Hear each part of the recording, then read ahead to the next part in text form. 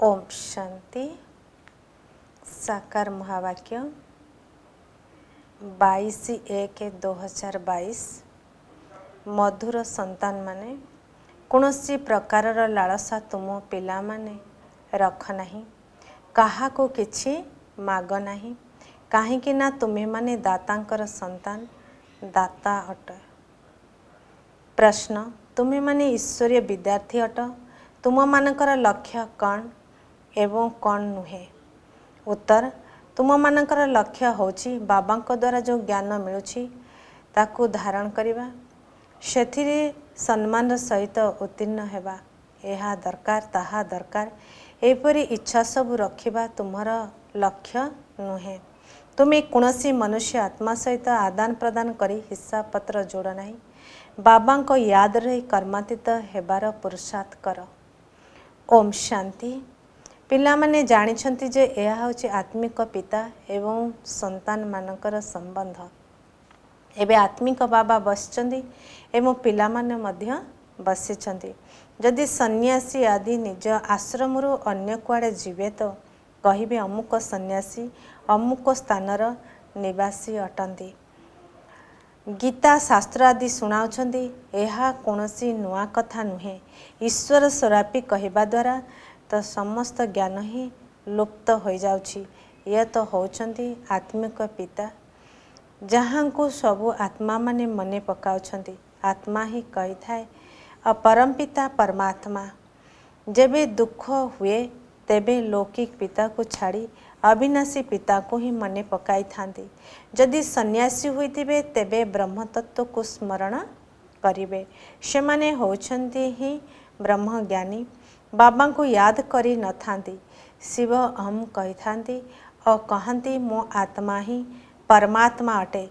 ब्रह्म अथवा तत्व तो रहिबार स्थान अटे। यही कथा संपूर्ण नुआ अटे।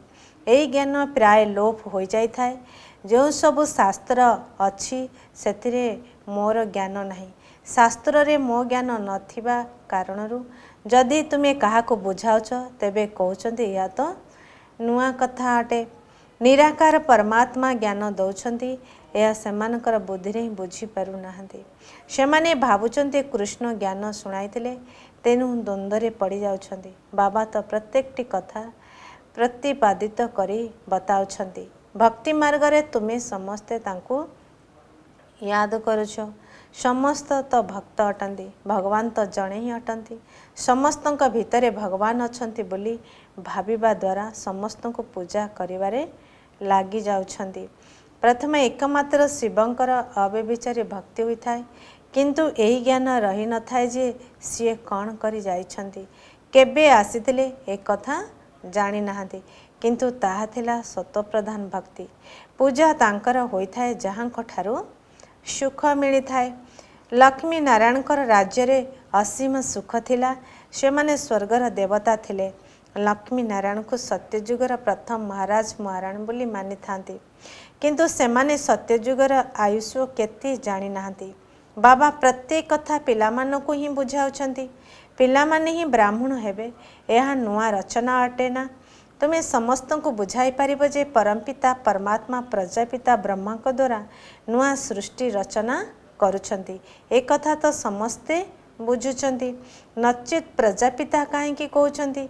एही कथा तुमे माने ही जानिछ, आउ केही जानी नाहंती। एही नुआ नुआ कथा सेमानक बुद्धि रे आसु नाही। जेबे सुनी सुनी दृढ़ होई जाउछंती तेबे जानुछंती जे आमे केते घोर अंधकार थिलु।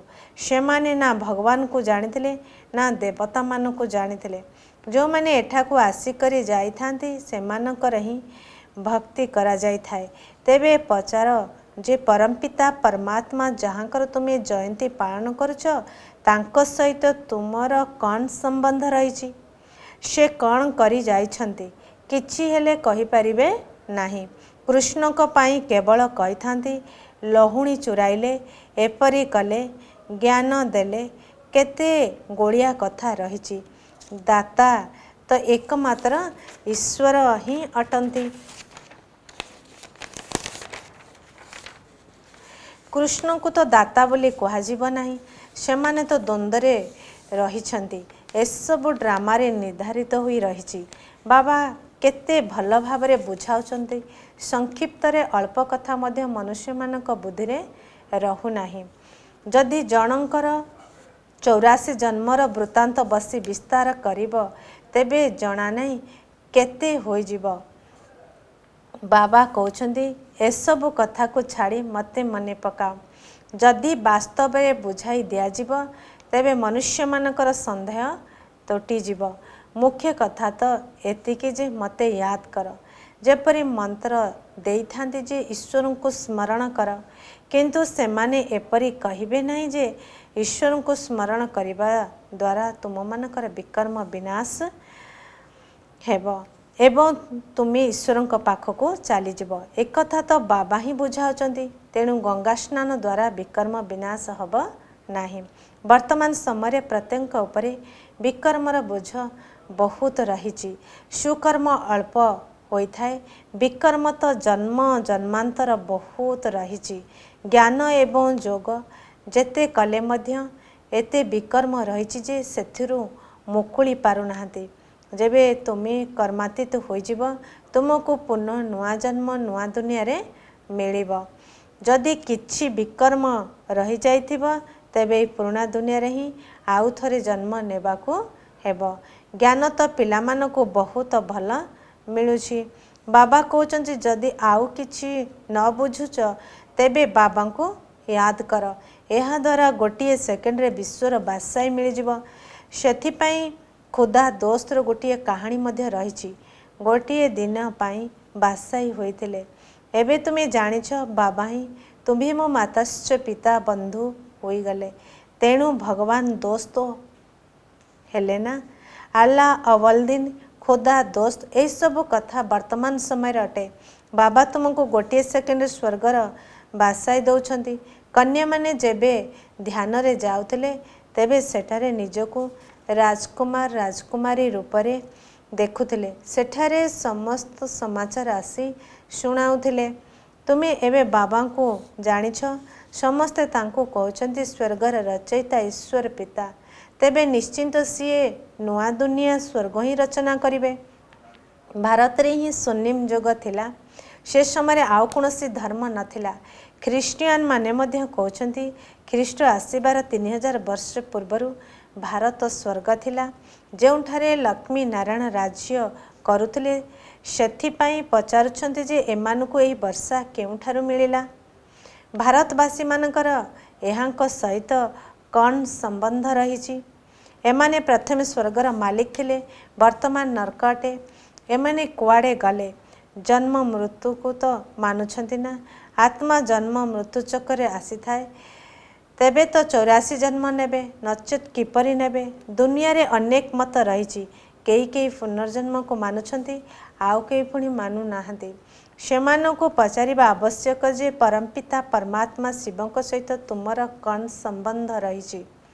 एई ब्रह्मा विष्णु शंकर किए? एमाने केउटाकर निवासी अटंती? तुमे कहिब सूक्ष्म बतनर।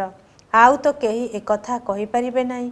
तुम मानक पाई तो यह केते सहज अटे।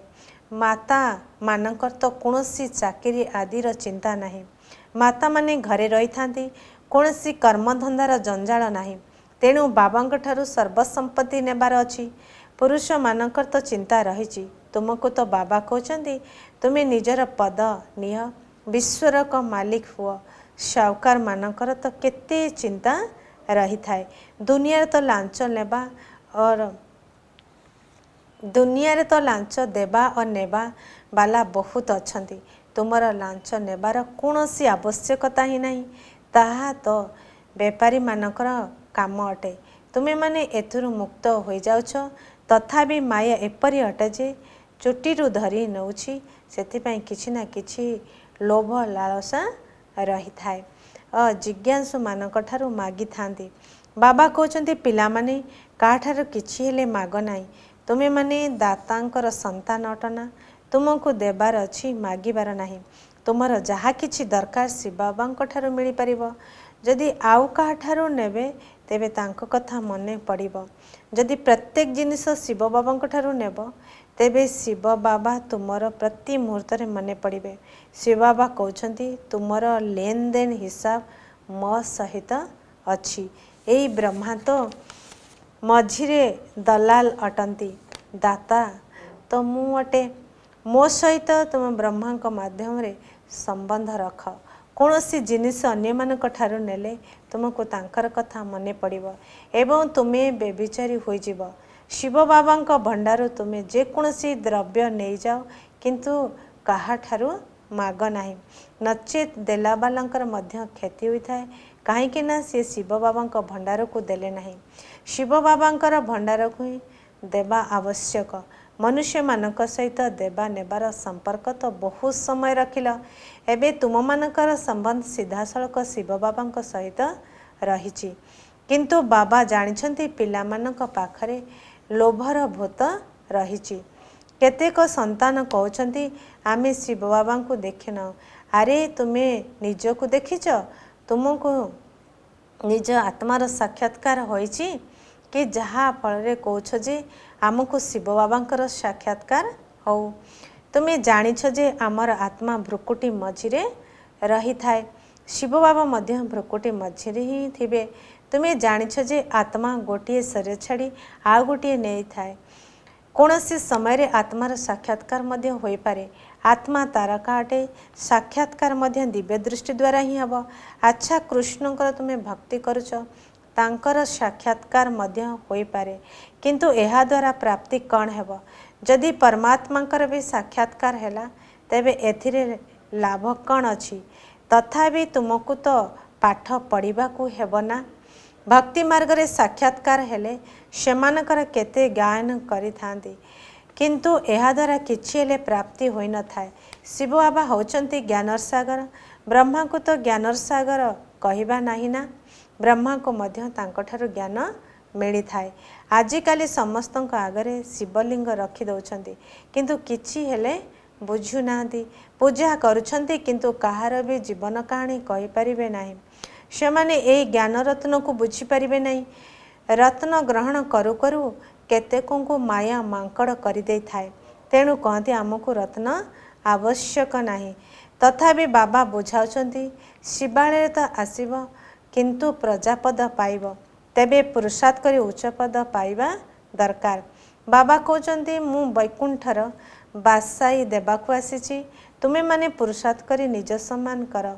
पूजारी मानक मध्य तुमे पचारि पारिब जे एमाने किए? कही थांती ना अग्नि नेबाको आसीथिले किंतु मालिक होई बसीगले। कई कई पूजारी मानक बुद्धि रे भल भावरे एही कथा गृहीत होई जाए। आमे मध्य पूजारी थिलु, आमे पूज्य होउछु। एही लक्ष्मी नारायण केउ पुरुषार्थ करिबा द्वारा पूज्य होचंती तुमे बुझाई पारिब। बाबा कहउछंती जोठारे मोर भक्त अछंती सेमानकु बुझाओ। शिवंकर मंदिर रे, लक्ष्मी नारायण मंदिर रे भक्त माने थिबे, जगदम्बाकर मंदिर को मध्य जाओ। पूजारी मानकु बुझाओ, से माने पुणी अन्य मानकु बुझाइबे। यदि पूजारी बसी काहाको जगदम्बाकर कर्तव्य विषय कहिबे तेबे समस्ते खुशी होई जिबे। सेमानकु कहिबा आवश्यक तुमे एसबु कथा गुडी को बुझ। तुमे जदि बसी काहाको ही देवी देवता मानक जीवन कहानी सुनाइब तेबे तुमको बहुत पैसा मिलिब। एही कथा मध्य सेई माने बुझाई पारिबे जिए देही अभिमानी अटंती। देह अभिमानी आत्मा को तो सारा दिन यह दरकार ताहा दरकार एहीपरि लोभ लालसा रही थाए। छात्र मानक तो ज्ञानर लालसा रहिबा आवश्यक जे मु सम्मान सहित पास हो जाए। यह होची विद्या अध्ययनर लक्ष्य। ड्रामार रहस्य को मध्य बुझिबा को हेबो। ए ड्रामा कोनसी लंबा चौड़ा नुहे, किंतु शास्त्र रे एहार आयुष्य लंबा लेखि देइछंती। तेणु एसबु बुद्धि रे बुझिबा दरकार। सेवा तो बहुत अच्छी हेले केही करी देखांतु। बाबांक ठारू कोनसी कृपा मागा जाई न थाए। कही थांती भगवान गोटिए संतान दियो तेबे कुलर वृद्धि हब। अरे बाबा तो निज कुलर वृद्धि करछंती। एही समय पुणी देवता कुलर वृद्धि होची, एबे ईश्वरीय कुलर वृद्धि होची। तुमे माने तो ईश्वरीय संतान अट, तेणु बाबा बुझाउछंती जे एही सबु इच्छा को छाड़ी एकमात्र बाबा को याद कर। बंधन आदि अच्छी ए सबु कर्मर हिसाब अटे। बाबा को देख केते बंधन रही तो केते पिलामानंकर चिंता रही थाए, केते मनांतर होई थाए, केते निंदा करुछंती। अपसेवा करिबा सहज किंतु शुद्ध सेवा करिबा बहुत कष्टकर अटे। जणे खराब हेले 10-20 जन को खराब कर दे थांती। बहुत मेहनत रे 5-8 जन बाहरी थांती। केते सेंटर को आसुचंती पुणी मुह कला करुछंती। एहीपरि मांकड़ बुद्धि वायुमंडल को खराब करी थांती। एही बड़ी आत्मा मान को तुमे एठारे बसाउछ काहींकी? जदि मुह कला कले तेबे तार प्रभाव बहुत समय चली थाए। रेजिस्टर जना पड़ जाई थाए। 4-5 वर्ष आसी पुणी आसीबा बंद करी देई थांती। बाबा बुझाउछंती एपरी करिबा द्वारा तुमे राजपद पाई परिबो नाही। इंद्रप्रस्थर कहानी मध्य रही जे पत्थर होई गले तुमे माने भी पत्थर बुद्धि होई जिवो, पारसमणि होई परिबो नाही। एहा सत्य पुरुषार्थ करू नाहंती। एहा भी ड्रामा रे निर्धारित अछि। राजधानी रे क्रमानुसार पद रही थाए। चाकर चंडाल आदि सबु आवश्यक। अच्छा, धारणा पाई मुख्य सारांश समस्त लौकिक इच्छा गुड़िक को त्याग करी ईश्वरीय कूलर बुद्धि करिबारे सहयोगी हेबाकू पड़िबो। कौनसी अपसेवार कार्य करिबार नाही। 2 नंबर आदान प्रदान संपर्क एकमात्र बाबा सहित रखिबाकू हेबो, कौनसी देहधारी सहित नुहे। वरदान चारिआडर हलचल समय निजर अव्यक्त स्थिति बा अशरीर हेबार अभ्यास द्वारा विजयी हुआ। अंतिम समय चारिआड व्यक्ति मानकर तथा पांच तत्वर तांडव लीला सहित करुणा चित्कार मध्य शुणा जाउथबो। अस्थिरता वातावरण मध्य सृष्टि हब। एही बड़ी समय कौनसी सेकंड रे निजर अव्यक्त फरिश्ता तथा निराकारी अशरीर आत्मा हेबार अभ्यास ही विजयी करिदब। सेथिपाई एही अभ्यास बहुत समय धरी रहिबा दरकार जे मालिक होई जेबे इच्छा मुख द्वारा बाजा बजाइब अर्थात कथा कहब, कान द्वारा कथा शुणिबा, जदि शुणिबा को न चाहिब तेबे गोटे सेकेंड रे बंद करी दई पारुथबो। एही अभ्यास ही जपा मालीर बा विजय मालार दाना करिदब। अच्छा, स्लोगान जदि पुरुषार्थ को तीव्र करिबार अच्छी तेबे अवहेला पणियार ढिला स्क्रू को टाइट कर। ओम शांति।